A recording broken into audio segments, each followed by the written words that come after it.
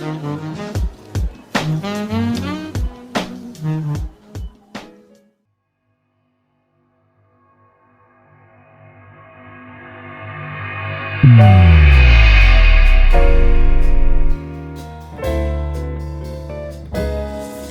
and welcome to the Matt and Phreds Speakeasy podcast. My name is Claire Turner and I run our little family business with my sister, our parents and the wonderful Matt and Phreds team, two of whom are running the podcast show. David Smith Jr. and Ed Gallyot will be chatting to some of the wonderful musicians who play at the club here in Manchester. They'll be discussing musical inspirations, songwriting techniques and hearing a little bit about what makes each of the musicians tick. If you can, please visit the Matt and Phreds website at mattandphreds.com. Phreds is spelt with a PH, and check out our online shop.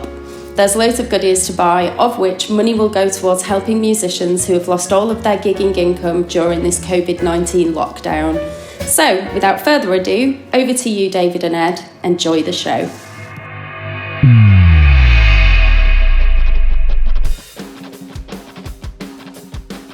Lovely indeed. Hello and welcome to another episode of Speak Easy, the Matt and Phreds podcast.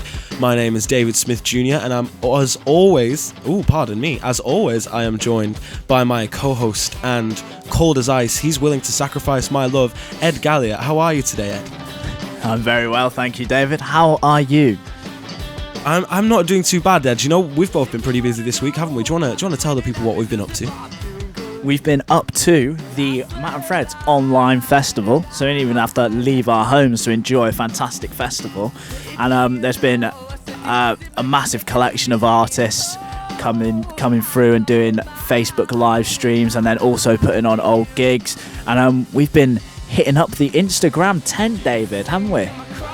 We have. Down in the Instagram tent where all the cool kids hang out. We've been doing little BBC Glastonbury style interviews with all the artists after they've performed, and it's been pretty fun, pretty enlightening, wouldn't you say?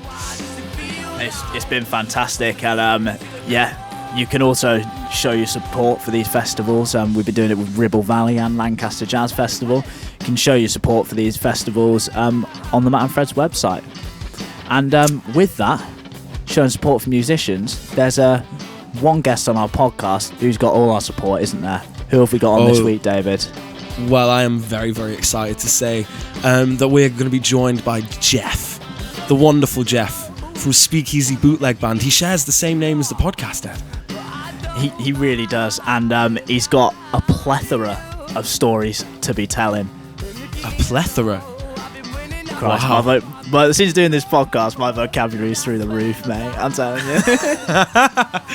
Well, before we get to all that, and as impressed as we all are with your vocabulary, how about you use it to describe what's underneath our jibber jabber today?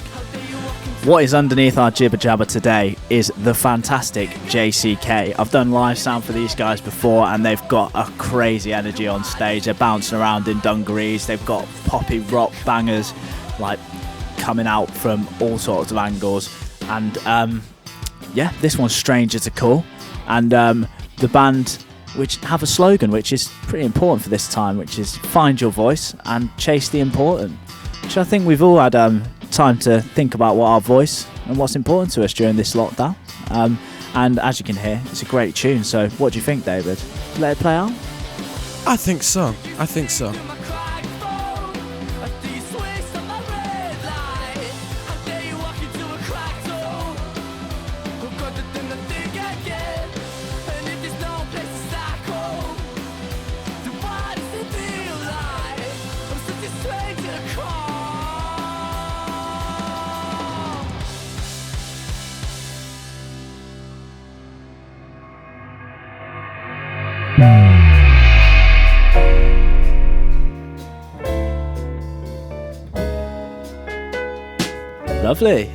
Lovely indeed. So we are joined then by our guest for this episode. We're talking to Jeff from the Speakeasy Bootleg band. How are you, Jeff?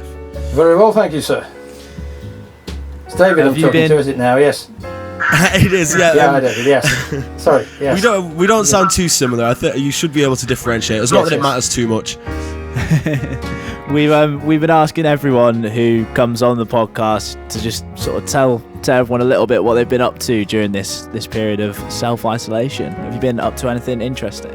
Not a lot musically, apart from trying to remember to keep me chops in and various things. You still sort of keep working at it, keep the website going, the web presence up generally, and sort of let people know the band is still functioning and able to take up bookings as and when the lockdown finishes. When we are freed. When we are freed, exactly. Apart from that, getting all sorts of domestic jobs out of the way that I haven't had a chance to do beforehand. So you're on the because there's two sides that we say in the isolation. You know, there's the people whose houses have never been dirtier, and the people whose houses have never been cleaner. Would you say that you are very much on that second side? I'm probably right in the middle of the two. Making just as much mess as you're cleaning. As exactly. At some point, I've got to clean all the. I'm sort of talking from my office here, which is basically the back bedroom, and it is absolutely full of God knows what. And I think sometime during the lockdown I'm going to clear all this out and give it a damn good clean. Well, you've got nothing but time to do so. That's the one benefit that we've been given. So we'll move into the tunes now. So how about you just give us a quick introduction into the first track we're listening to? Right, well, yes, I'm in the mood for love. We decided to do a ska version of it just so we could mix things up a little bit. People come and see Speakeasy Bootleg Band and they see our publicity, they see us on stage and they think it's a real good in-your-face vintage swing band that then kicks off with a ska number. So it's, it's a bit of a... Keeping people on their toes. Yes, exactly.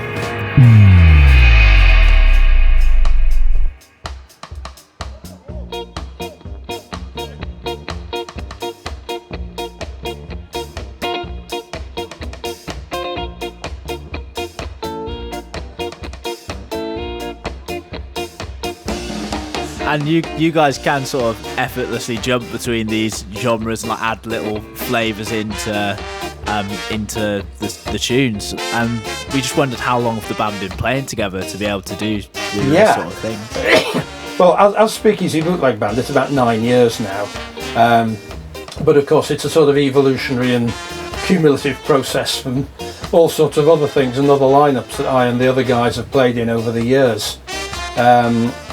The first format of Speakeasy Bootleg Band I started to pull together about 2008 or so, when I decided to retire from the day job and go for music full time.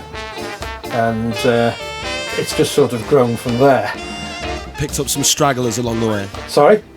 Picked up some stragglers along the way. Picked up some stragglers along the way, yes. It was a case of just waiting for the band to distill down to the right guys. I thought I did have the right lineup to start with, and people sort of play with us till they decide to move on, and then sort of during that period new right guys have been identified. So sort of every few years somebody changes and the band carries on. And so when you're getting those set lists together, how do you decide which of the many tunes you could go play with? Well, I sort of have a list of aid memoirs. You probably see me staring down at one of the monitors when we do Matt and Phreds gigs, and that's because I've got the list of aid memoirs stuck on the monitor. And what normally happens at the start of each set, I'll sort of say, right, we'll do the first 2 or 3, whatever, and that sort of gets everybody going, and after that we just decide more or less on the fly what we're going to do, a bit dependent on audience reaction. And sometimes what a comment from one of the other guys in the band, or maybe something shouted out from the audience will give us an idea, and we'll think, yeah, we've not done that for ages, let's try that one. So each show is tailor-made to each audience, each Speakeasy show. Pretty much, that's the case. A bespoke experience each time. Exactly. Bespoke chaos.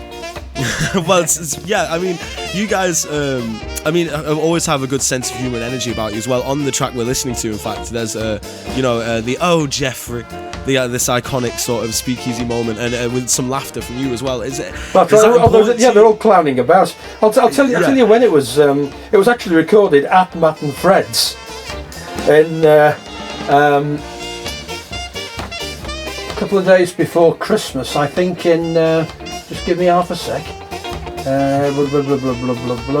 2016, 23rd of the 12th, 2016. It was actually recorded.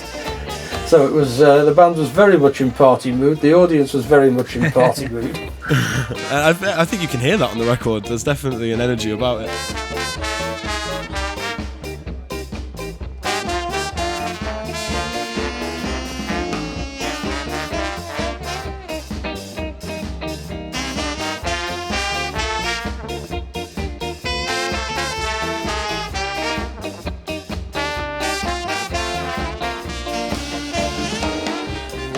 Wonder whether this thing we've got may fade. Let's put our hearts together while we are one. Why be afraid? If there's a cloud above and it may rain, well let it. Just for tonight, forget it. Yeah, babe, I'm in the mood for love. Yeah, yeah, yeah. I'm in the mood for love, yeah, yeah, yeah. I'm in the mood for love.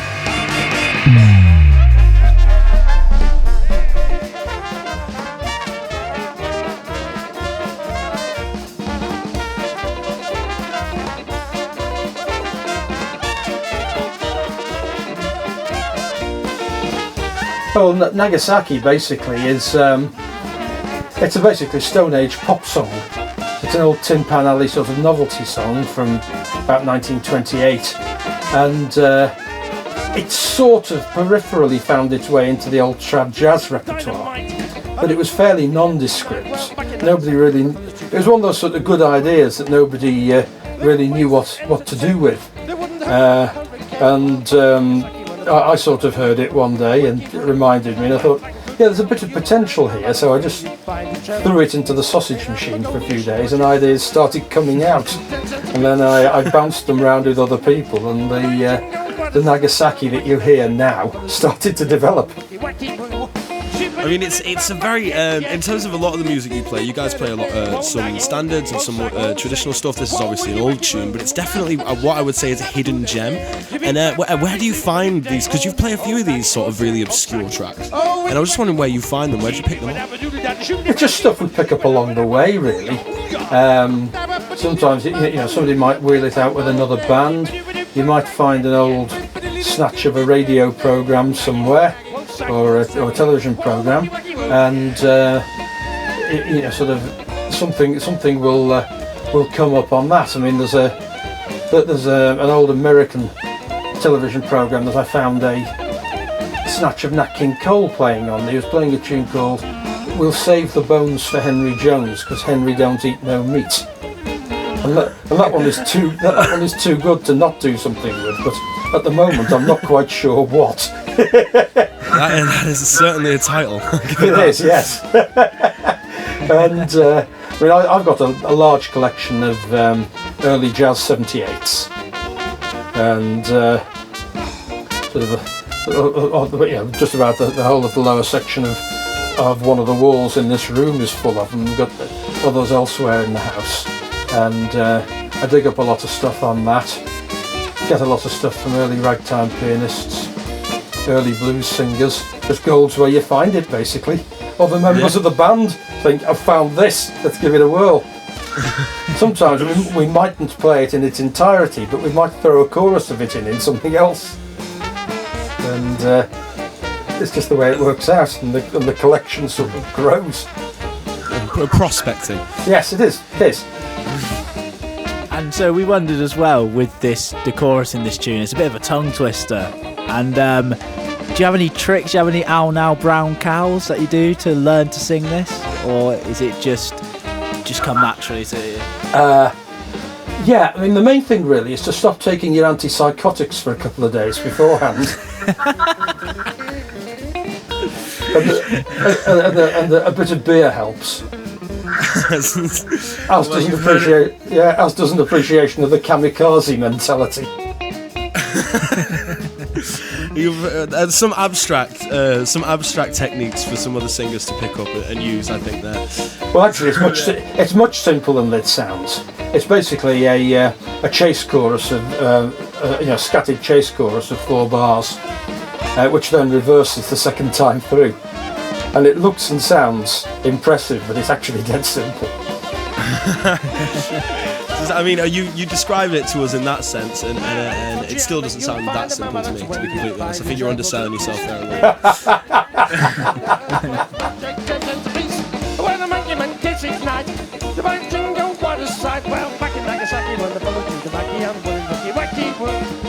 Back in Nagasaki when the fellas chew tobacco and the women wiki wacky woo. Yeah.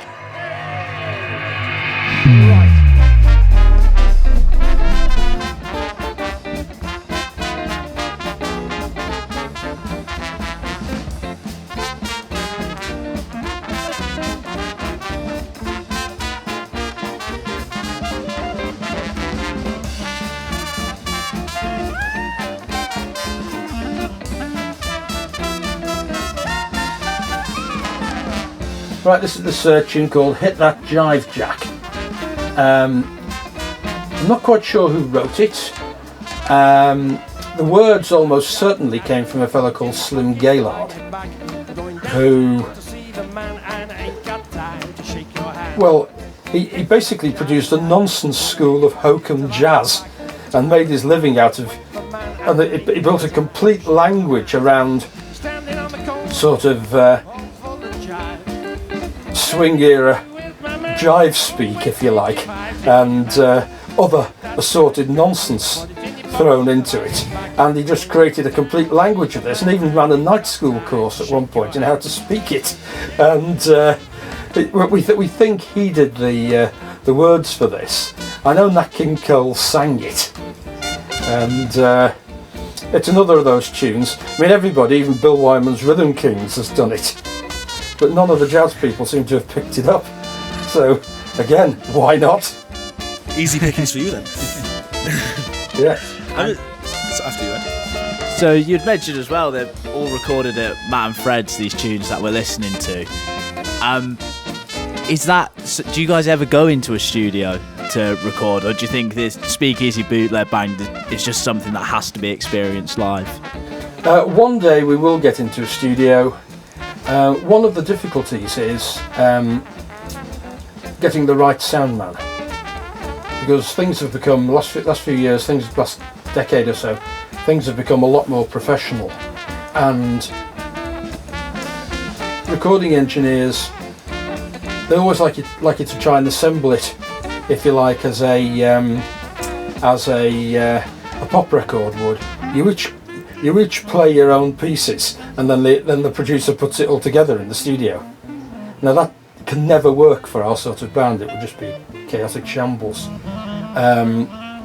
So what we actually might end up doing when we get in the studio is just setting up a recorder, a few mics, getting a guy behind the mixer with cans on just to balance things up, and then basically just record a performance and tidy it up after that.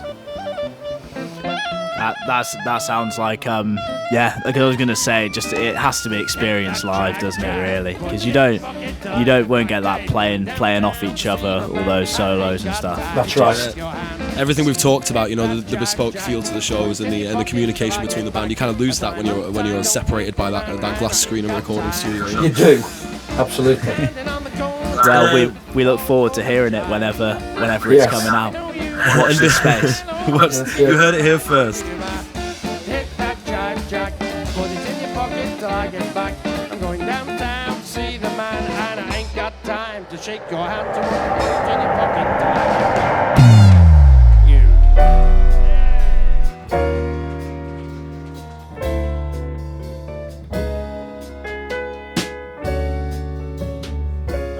And before we trail off, you have quite a storytelling nature about you, especially when you're on stage.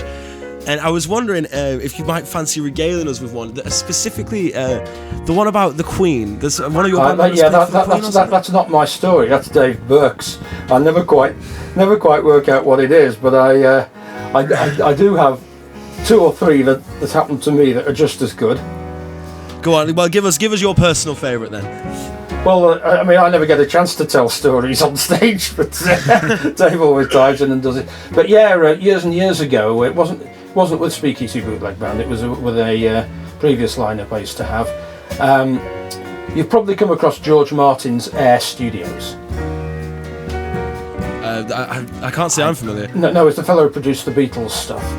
But he got together with another guy called Herman Edel, and they produced a company called Air Edel, which has nothing to do with aircraft. It's just a sort of portmanteau of the two companies. And after a few, what they were set up to do was to bring together composers and filmmakers. So the filmmaker could get his score, and the composer could get a market for his music. After a few years of that, they decided to bolt a studio onto the side of it, which was Air Edel Studios, and we played at the launch party after party, where the real stuff happened.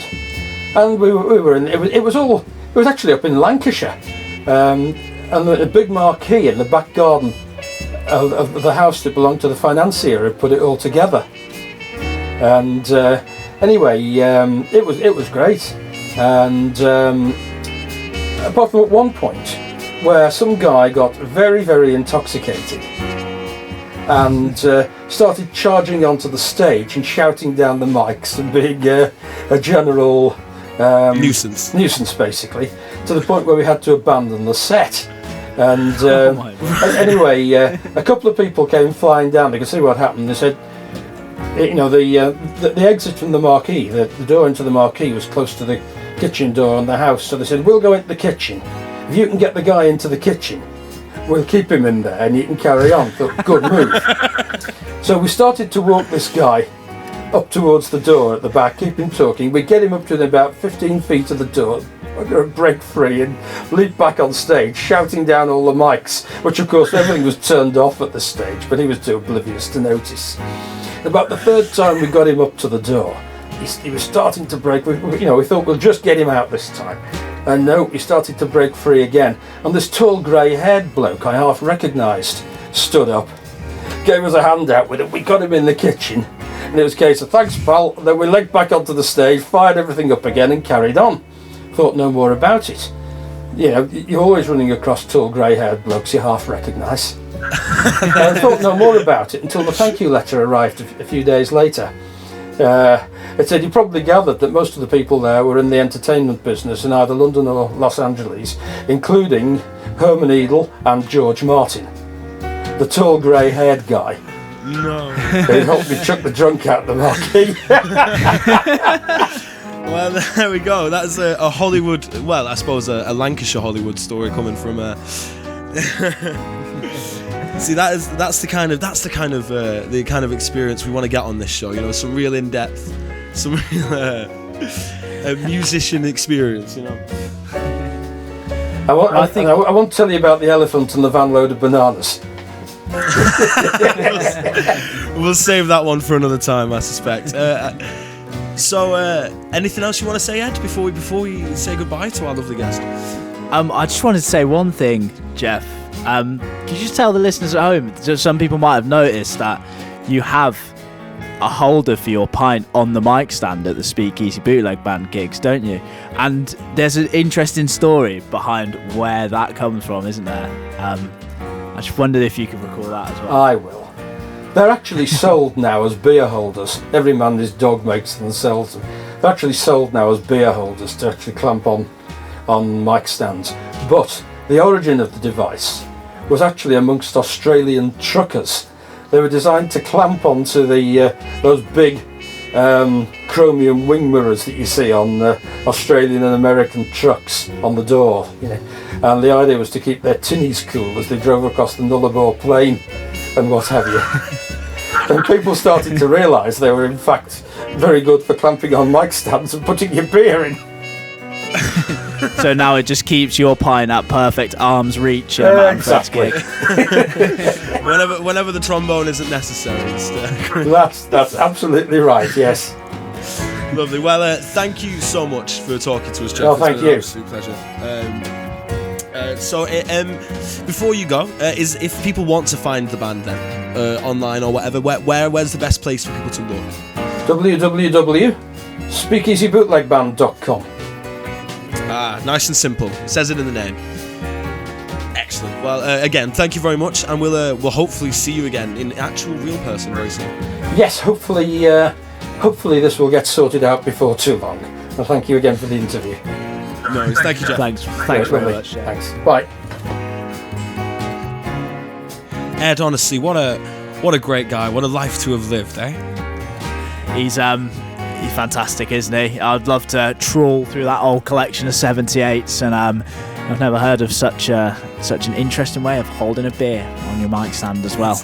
And amazing that it was used originally for trucks. There's got to be there's a juxtaposition there that I find quite odd. I'm surprised he's not patented it already, to be honest. But yeah, it's been great chatting to Jeff, hasn't it? But it's that time again. It makes me sad every time that we're coming to the end of the episode, isn't it? Oh, it is that time. So before we go, we've just got our usual spiel to say. So if you have enjoyed listening to the show today and you want to get in touch, we do have an email address. That's speakeasy@mattandphreds.com. That's Phreds with a PH. And just, get in touch with us. Tell us what music you've been using to get through this lockdown period. Tell us about your good times at the club, or just reach out to us. We'd love to hear whatever you have to say. And like David says, if you like what you've heard, I'm sure you have, and you want to check out more, you want to find more of the episodes, you can find them on the Matt and Phreds website at mattandphreds.com/podcast. You can find them at buzzsprout.com. That's buzz with 2 Z's, sprout with an S, a P, an R, an O, U, and a T. .com /speakeasy. You can find it on Spotify. You can find it on Apple Music. And, we've got loads of little promotional clips on Instagram as well, and on Facebook. And you can check out all the live streams for Matt and Phreds too. And with that, I think you wanted to say thank you to a few people, didn't you, Dave? I did. I've got to congratulate you on that vocabulary there again, Ed. You spelt that word so fantastically. So first, I want to say thank you to Claire Turner for doing our lovely intro and giving us this opportunity. I want to say thank you to Will McKenzie for the gorgeous jazz you hear in between all the tracks. I would like to say thank you to JCK for being our local recommended track with Stranger to Call. And of course, Ed, do you want to throw us out some big words to describe the kind of thank you we have for our next person? Supercalifragilisticexpialidocious. Thank you to who, David? To Jeff from Speakeasy Bootleg for being here, Thank for you, Jeff. regaling Thank you. us and Thank you. putting up with our terrible, terrible banter. And would like to thank you for putting up with our terrible, terrible banter. And hopefully we'll see you next time. And when will that be, Ed? Friday. Friday? Friday. Friday. For an episode of Speakeasy.